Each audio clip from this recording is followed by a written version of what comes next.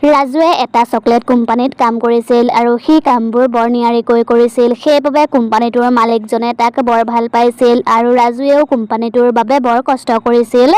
ৰাজু, মই তোমাক লৈ বহুত সুখী। তুমি যেতিয়াৰে পৰা মোৰ কোম্পানীত কাম কৰিবলৈ আৰম্ভ কৰিছা তেতিয়াৰে পৰা মোৰ কোম্পানীটোত বহুত লাভ হৈছে। সেইবাবে মই ভাবিছো মোৰ কোম্পানীটোৰ বাবে তুমি বহুত লাকি।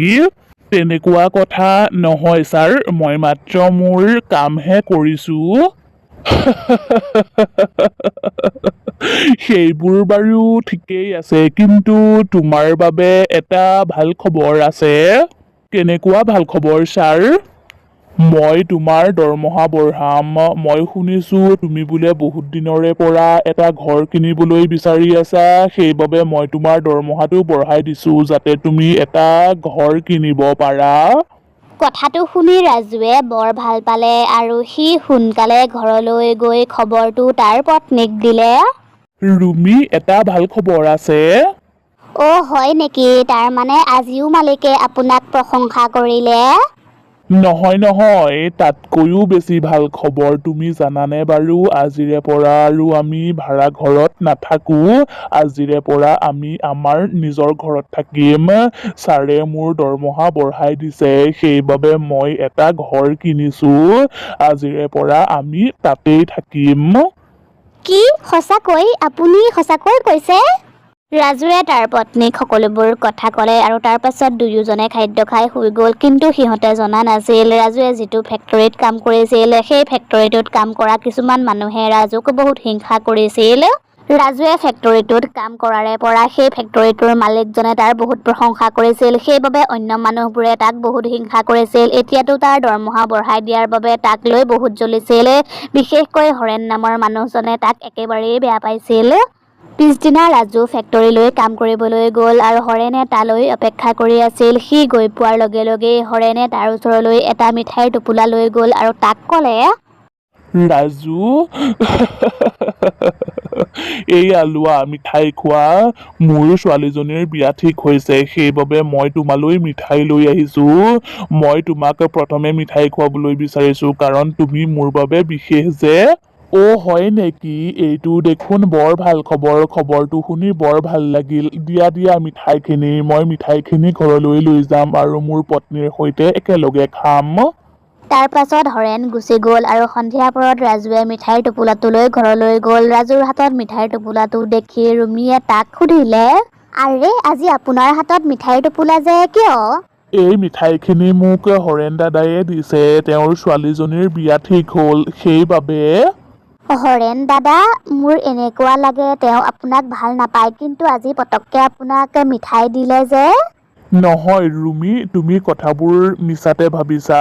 তেওঁ মোক সকলোতকৈ প্ৰথমে মিঠাই দিছে, আনকি মালিকতকৈও আগতে। বাৰু সেইবোৰ এতিয়া বাদ দিয়া, ব'লা মিঠাইখিনি খাই লওঁ। হয় নেকি? ঠিক আছে তেতিয়াহ'লে। ৰাজু আৰু ৰুমিয়ে মিঠাইখিনি খাবলৈয়ে লৈছিল, কিন্তু তেতিয়াই সিহঁতক কোনোবায়ে মাত লগালে। মিঠাইখিনি নাখাবি। আপুনিও বাৰু সেই শব্দটো শুনিছেনে? ময়ো শুনিছো, কিন্তু শব্দটো ক'ৰ পৰা আহিছে? নিশ্চয় আমাৰ ঘৰত কোনোবা সোমাল। তেতিয়াই আকৌ সেই শব্দটো আহিল। মিঠাইখিনি নাখাবি। তাৰ পাছত দুয়োজনে ইফালে সিফালে চাবলৈ ধৰিলে আৰু তেতিয়াই ৰুমিয়ে দেখিলে পৰ্দাখনৰ পাছফালে কোনোবা ৰৈ আছে আৰু তেতিয়াই তাই ভয়ে ভয়ে ৰাজুক ক'লে, সেইফালে চাওকচোন, পৰ্দাখনৰ পাছফালে কোনোবা ৰৈ আছে। পিছলৈ ঘূৰি চাই ৰাজুৱেও দেখিলে আৰু দেখি সিও বহুত ভয় খালে।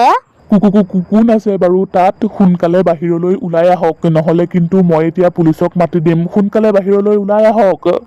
ৰাজুৰ কথাখিনি শুনি পৰ্দাৰ পাছফালে যোন ৰৈ আছিলে সি ওলাই আহিলে আৰু তাক দেখি সিহঁতে বহুত ভয় খালে, কাৰণ সি এটা ভয়ানক ভূত আছিল। হে ভগৱান, এইটো দেখোন ভূত। আৰে শুনিছে, ইয়াৰ পৰা সোনকালে পলাওক, নহ'লে এই ভূতটোৱে আমাক মাৰি পেলাব। পলাওক ইয়াৰ পৰা সোনকালে।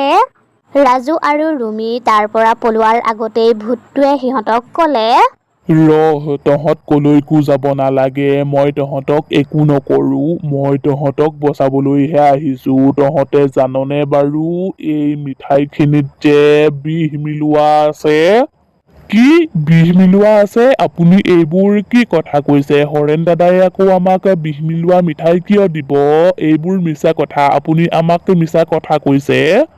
মোৰ কথাখিনি যদি তহঁতৰ বিশ্বাস হোৱা নাই তেতিয়াহ'লে তই এটা মিঠাই খাইছা, তাৰ পাছত তই নিজেই গম পাবি নহয় তোৰ কি হ'ব।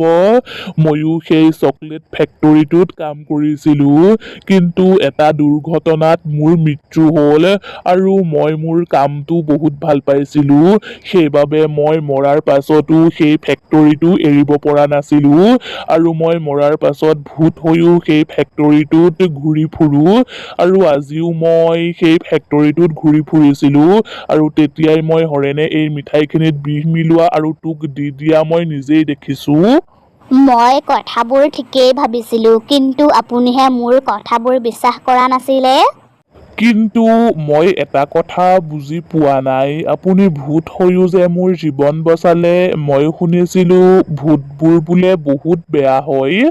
মই যেতিয়া সেই ফেক্টৰীটোত কাম কৰি আছিলো তেতিয়া মোৰ বহুত বন্ধু আছিল।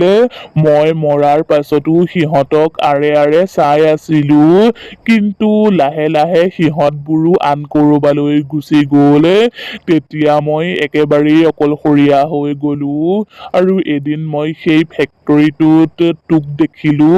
তইও সেই কামটো বহুত ভাল পাৱ আৰু মোৰ দৰেই কষ্ট কৰি কাম কৰ, সেইবাবে তোলৈ মোৰ বহুত বেয়া লাগিলে আৰু সেইবাবেই মই আহি তোক কথাবোৰ কৈ দিলোহি।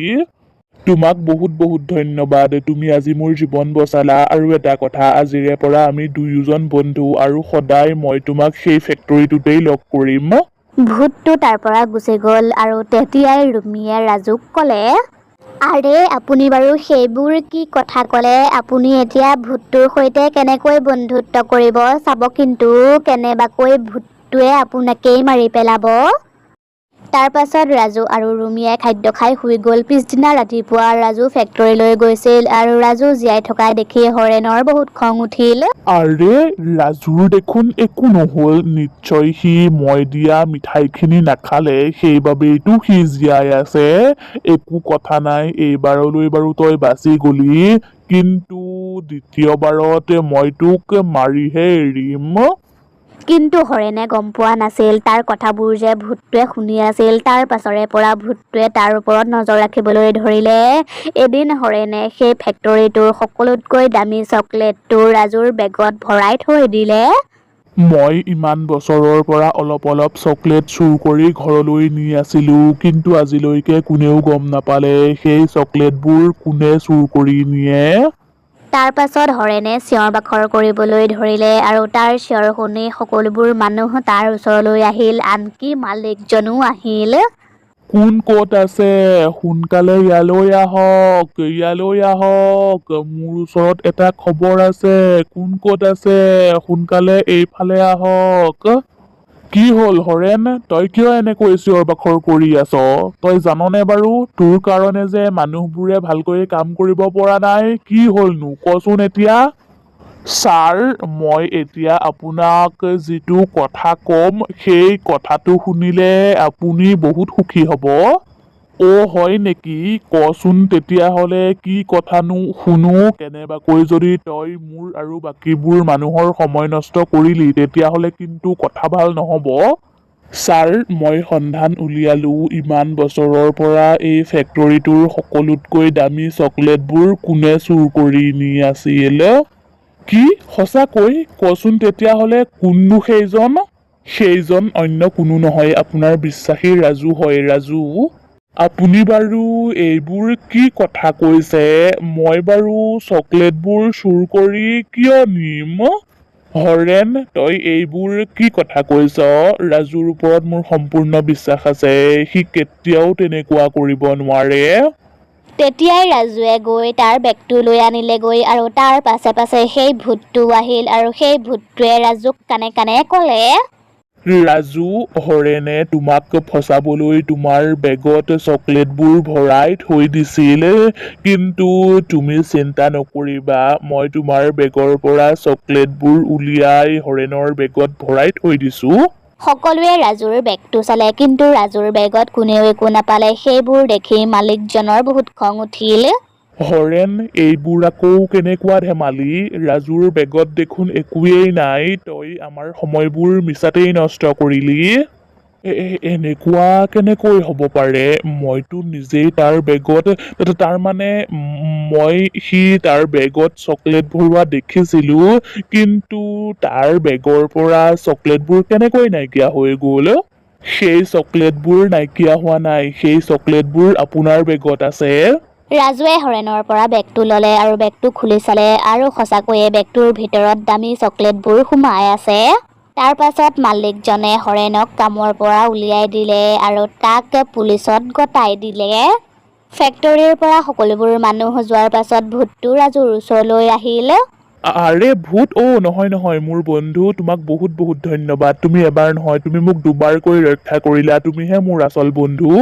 তাৰ পাছৰে পৰা ৰাজুৱে আনন্দ মনেৰে ফেক্টৰীত কাম কৰিবলৈ ল'লে আৰু নতুন ঘৰত ৰুমি, ৰাজু আৰু ভূতটো সুখে শান্তিৰে থাকিবলৈ ল'লে।